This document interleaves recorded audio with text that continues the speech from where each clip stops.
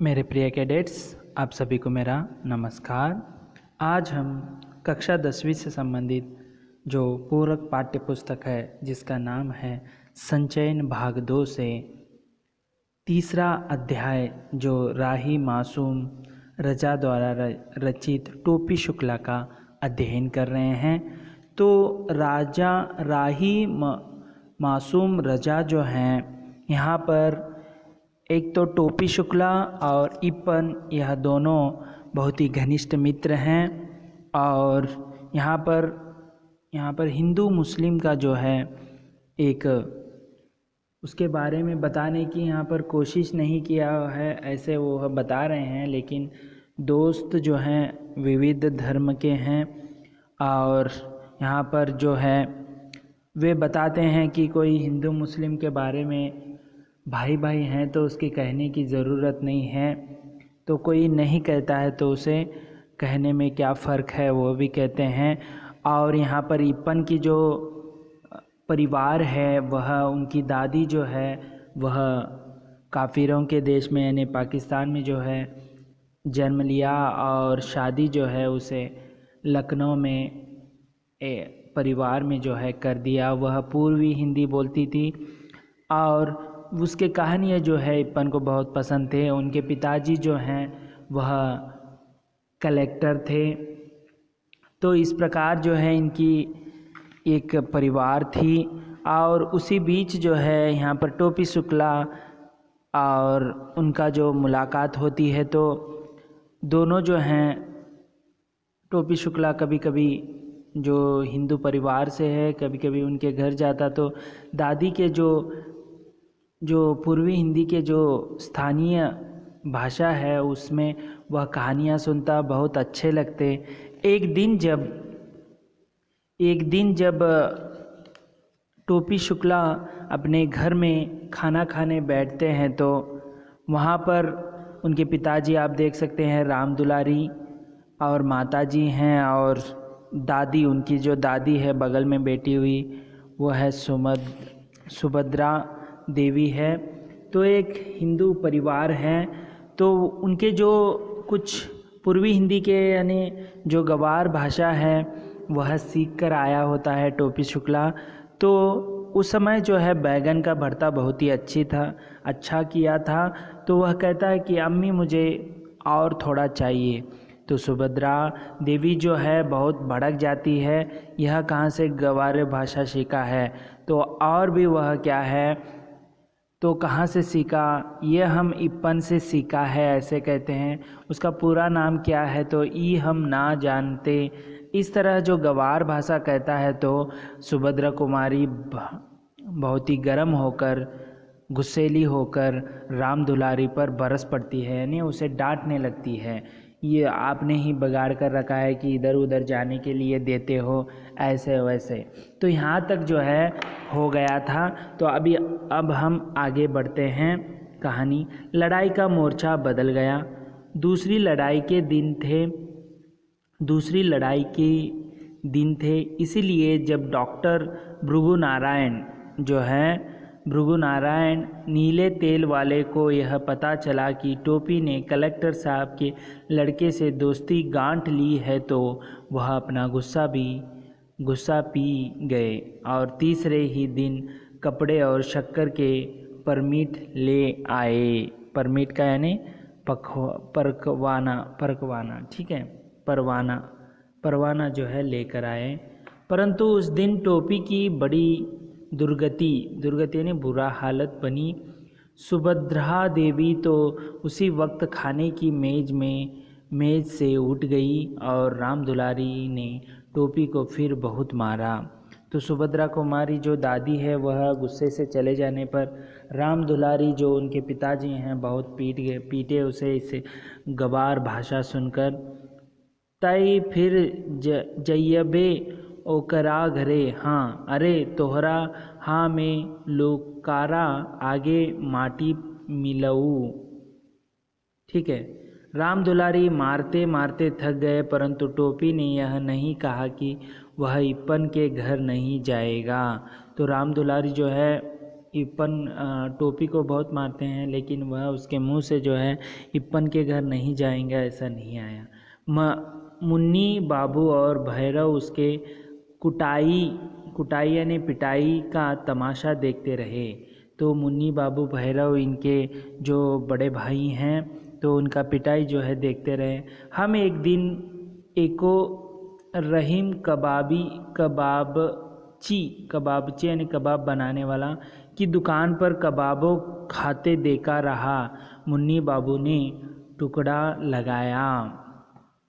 तो यहाँ पर कबाब, यहाँ पर एक हिंदू परिवार होने के कारण उनके घर में जो है मांसाहारी नहीं बनता और नहीं खाते थे, लेकिन कबाब खाने की जो बात है बड़े भाई साहब कहते हैं, राम राम राम राम दुलारी गिन्ना के 2 कदम पीछे हट गए।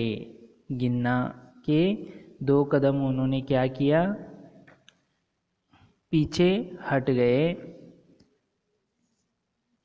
टोपी मुन्नी की तरफ देखने लगा, क्योंकि असलियत यह थी कि टोपी ने मुन्नी बाबू को कबाब खाते देख लिया था। तो देखिए मुन्नी बाबू जो उनका बड़ा भाई है उसने कबाब खाया था, लेकिन इसके ऊपर जो है ढकेल रहा है और मुन्नी बाबू ने उसे एक इकन्नी रिश्वत दी थी। टोपी को यह मालूम था, परंतु वह चुगलखोर नहीं था, यानी बात वो बताने का चुगलखोर नहीं था। उसने अब तक मुन्नी बाबू की कोई बात इप्पन के सिवा किसी और को नहीं बताई थी। तो है इप्पन के सिवा और किसी को नहीं बताई थी, क्योंकि वह बहुत ही घनिष्ठ मित्र थे दोनों। तू हमें कबाब खाते देख रहे हो, ना देखा रहा है हो दिन, मुन्नी बाबू ने कहा। तो तुमने उसी दिन क्यों नहीं बताया, सुभद्रा देवी ने सवाल किया। किसे, मुन्नी बाबू से जो बड़ा भाई है।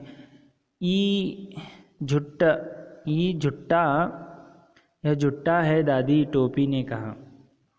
यह झूठ बोल रहा है, ऐसे टोपी ने फिर से कहा। उस दिन टोपी बहुत उदास रहा।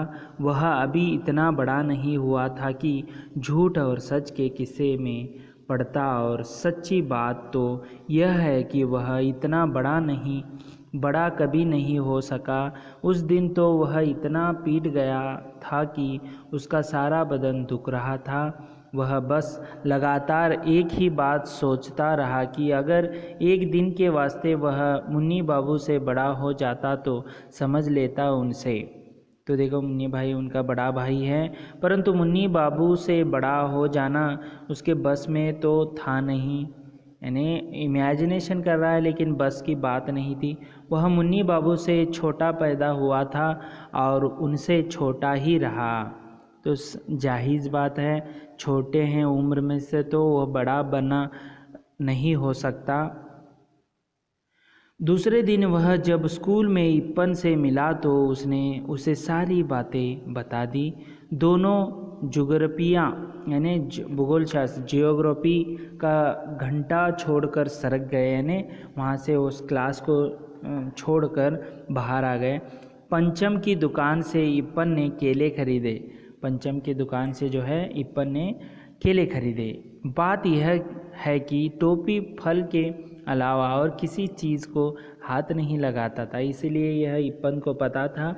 वह पंचम के दुकान से जो है फल को केले खरीदे। ऐसा ना हो सकता का कि ठीक है,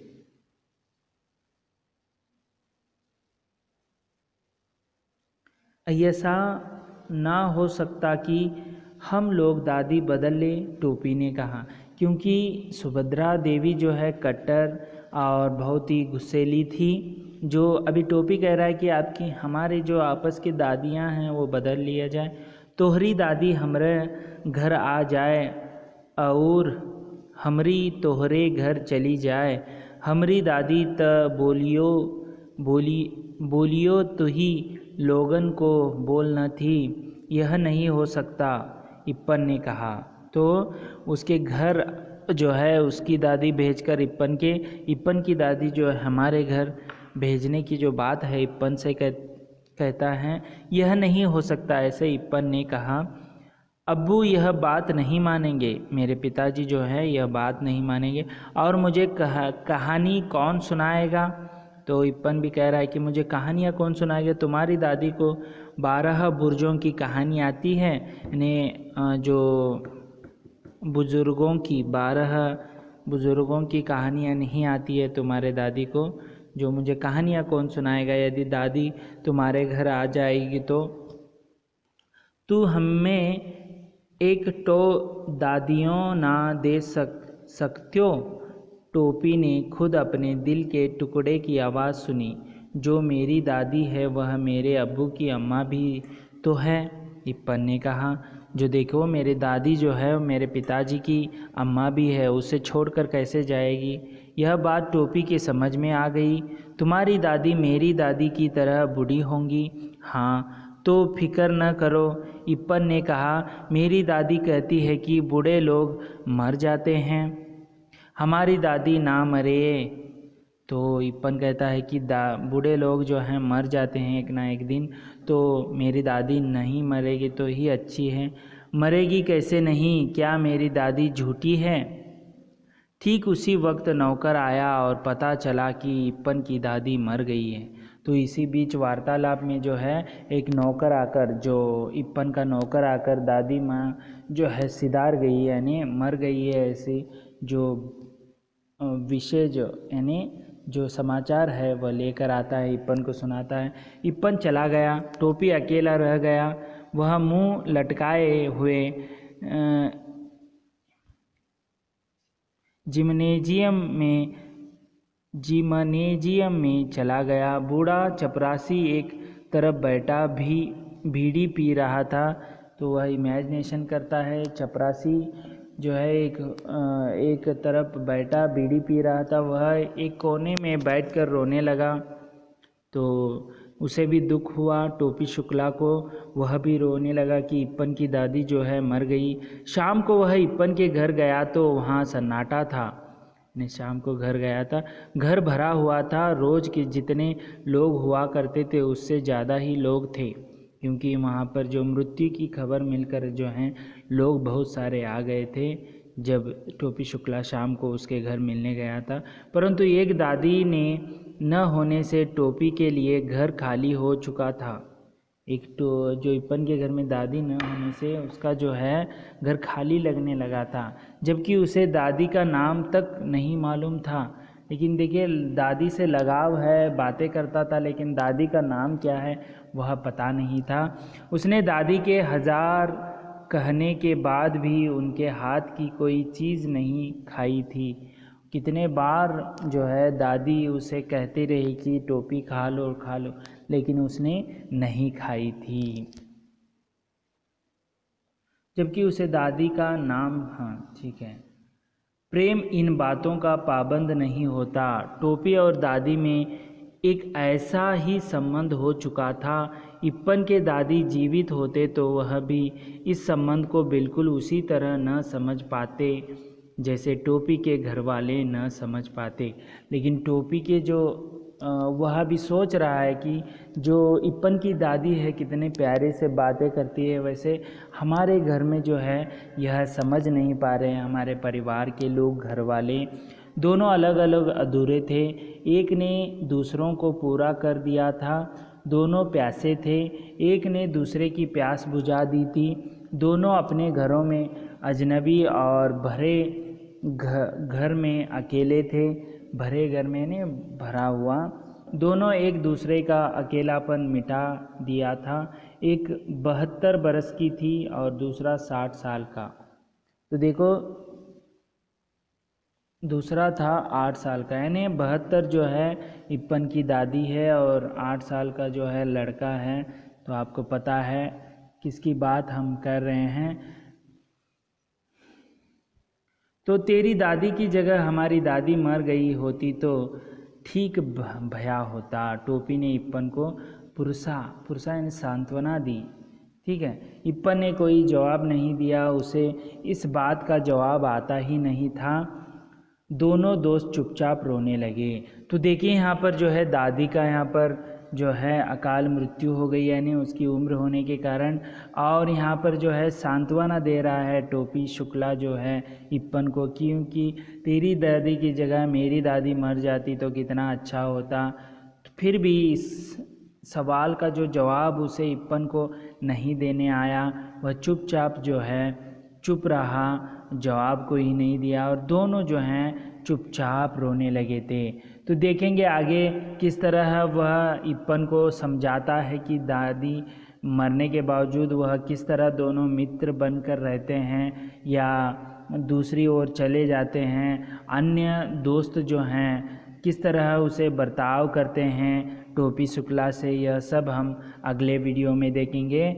तब तक के लिए धन्यवाद। आप अपने घरों में सुरक्षित रहिए और अध्याय जो है बार बार पढ़ते रहिए ताकि आसान हो जाए। धन्यवाद।